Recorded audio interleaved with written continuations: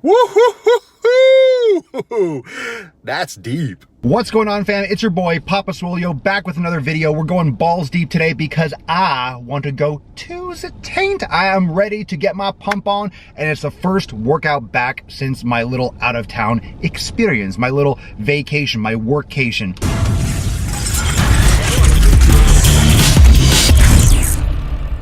Thank you so much for joining me in the car. It's hot as fuck. It's like 96 degrees.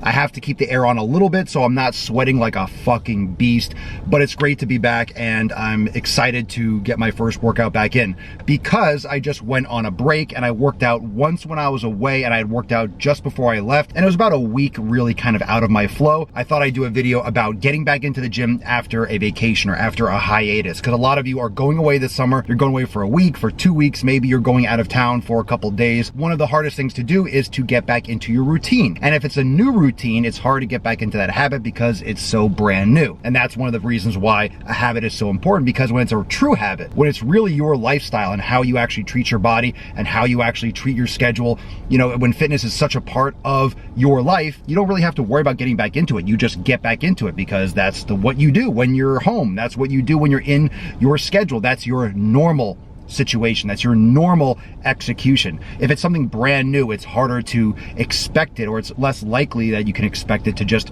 go back to the way it was, because it's still conscious effort. When you're creating a habit, when you're adding something new or adding something different, and even when you're breaking a habit too, if you're doing something new, it's going to be a lot easier for you just to go back to the way you were originally and to never get back on your training, never get back on your nutrition, because that's what a lot of you fuckers do. When you go on vacation, you eat whatever you fucking want. You don't eat healthy. You don't stay on track. You don't bring food with you. You make terrible decisions. You activate those addictions and those comfort type foods and that association with food as entertainment, because on a vacation, it's all kind of tied in together.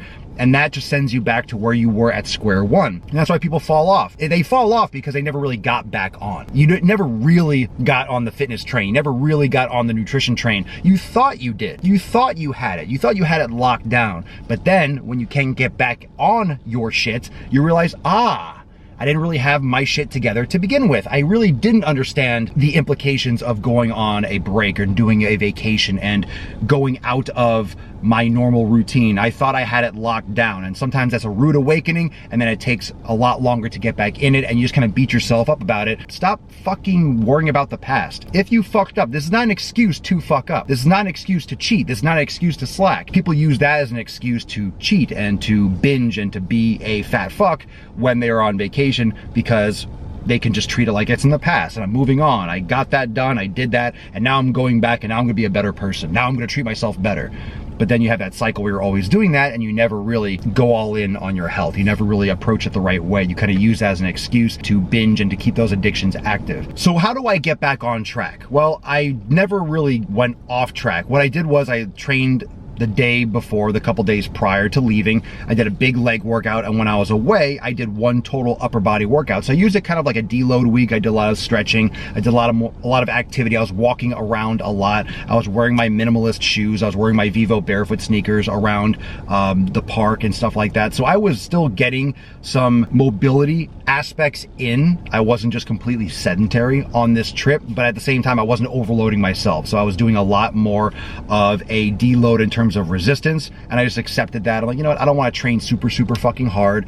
The gym had some stuff, but it wasn't like everything I would normally use, and it's like, all right, I'll just maintain a little bit. I'll just do a workout to kind of keep the engine running, and then when I get back, aka today, this is Tuesday, I would get back into it and go all in. So I took one day off when I got home because I got a little bit too much sun. I was outside too much on Sunday, and my skin was kind of hot today. I'm still kind of a little bit not tender, but I feel still all right. My body is still trying to cool itself off, so I'm not going to go super hard today, but I feel pretty good. I'm like, tomorrow I should be completely fine, but I want to take one day off and not sweat, not create a lot of internal heat, especially if you get a lot of sun. I got a little pinkish, so that was a little bit surprising because the sun was just brutal on Sunday and I didn't expect it. I'm going back and just doing like an upper body workout. It's not something that I would have necessarily done exactly if I never left. So in other words, I am going to adjust the volume. One of the things that I see a lot of people do when they come back from a break because they think it's short. Oh, it's just a week. Let me just do the workout that I did before I left. Your body gets used to being in pain. Your body gets used to being under a recovery type mode. Your body gets used to that constant stress. So when you leave that even for a week and you deload a lot, it's gonna take a lot out of you. You're gonna be a lot more sore after your first workouts back, especially if you just jump right back into where you were before you left. I think it's always wise because you might've been hydrating differently. You might've been eating a little bit differently. Not that you're not trying to eat healthy, but it's not necessarily gonna be exactly the same as when you're home because you don't have access to all the foods. You don't have access to your entire routine. And I didn't have access to my entire routine either, but I brought a lot of food. I brought a lot of prepared little grass-fed beef balls. I baked a lot of extra sweet potatoes before leaving, but I didn't have as much fiber. I didn't have as much vegetables and salads and stuff that I normally would have when I'm home. So I didn't have all the aspects of my nutrition, but it was only for that time period. And you know, I'll survive. I'm just doubling down on a lot of the greens now that I was missing when I was on break. When you come back, you have to adjust. Don't just fucking crush yourself. Don't just jump back in and be like, hey, my strength is the same. Let me train the same way I did before I left. Because like I said, for the last, let's say 7 days in my situation, 7 days have been out of my routine. So psychologically and nutritionally, my body has been recovering physically, but psychologically, like I've been kind of punched out. So I'm kind of getting back in.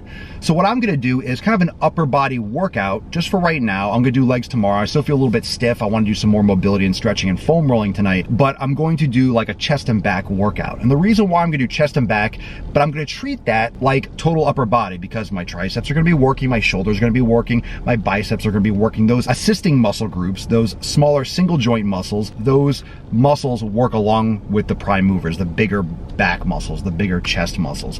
So I'm gonna do more integrative compound movements. I'm gonna do some pressing, probably incline and flat, maybe some flies, maybe some crossovers. We will see, but keep it basic and the volume is gonna be a lot less. So I might just do 5 or 10 sets for chest, 5 or 10 sets for back, probably do some pull-ups and some stretching, lengthening movements, get some real stretch, but probably not do a lot of like heavy compound in the sense of like barbell rows or heavy barbell bench or T-bar rows. Depending on how I feel after I warm up, probably gonna keep it more cables and just gentle resistance, not pushing myself on purpose because my goal for this workout is to get a good pump, to feel it, to get back into the routine, not so much to get results today. It's very easy to be eager to get back into the gym and to go in there and fucking crush it. And then you're sore for a week and it affects every other workout. It affects your consistency and your road back to where you were before because you just jumped in and you actually set yourself back. So I don't want to do one of those 1 step forward, 2 step backs. I'm not trying to get all my results in one workout.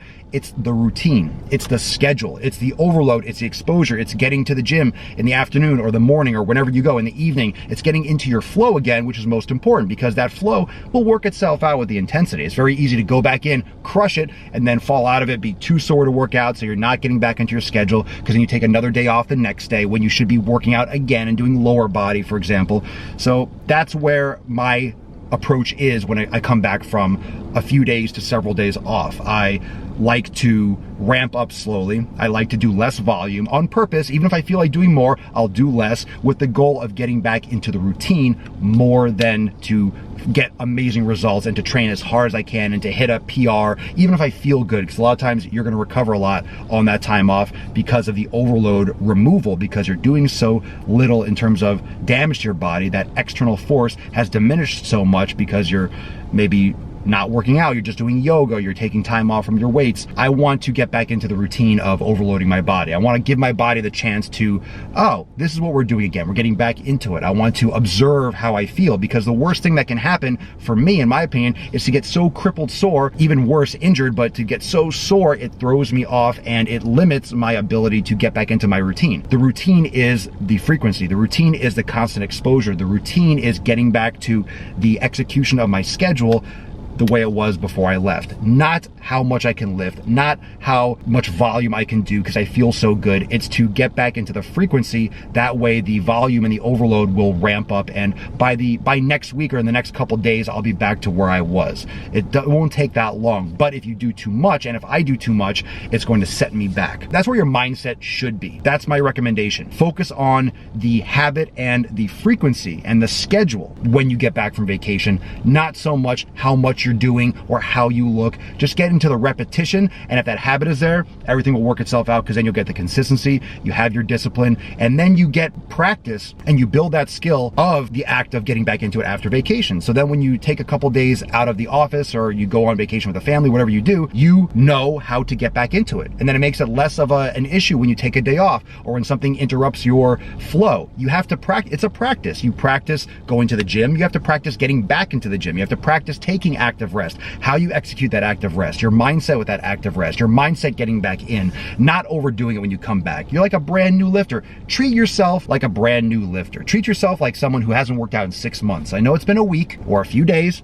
Treat it like the first day back. Assess, because if you've been sitting down a lot, if you've been driving like I did, it was sitting in a car, hip flex position. I don't want to come back and crush legs. I don't want to come back and do heavy movements if my body might be a little stiff and moving differently. You need to observe your body, get up to speed, reconnect with the movements, and don't rush it. You're going to be going every day or every other day or whatever your schedule is. You're going to be doing something every day. You're back into your routine. Don't rush it. You're going to be there for a while. Make sure you do it right so you can get back into your flow as soon as possible so you can move closer towards your goal.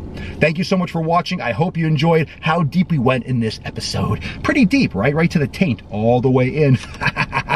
If you like this video, please hit the like button, subscribe if you're not yet subscribed, and make sure to check out the Daily Swole Podcast second channel, Daily Swole Podcast, right here on YouTube. It's also in the featured channels, but I'll put the link in the cards in the description down below. And you can also check out the podcast available everywhere: Apple Podcasts, Spotify, Google, anywhere you like to listen to podcasts. You can bang your ear holes with the same type of knowledge cock that you just got from this fucking video every day on the Daily Swole Podcast. So I'll see you over there, and I'll see you right here for the next video. Peace. East Coast with the gang gang.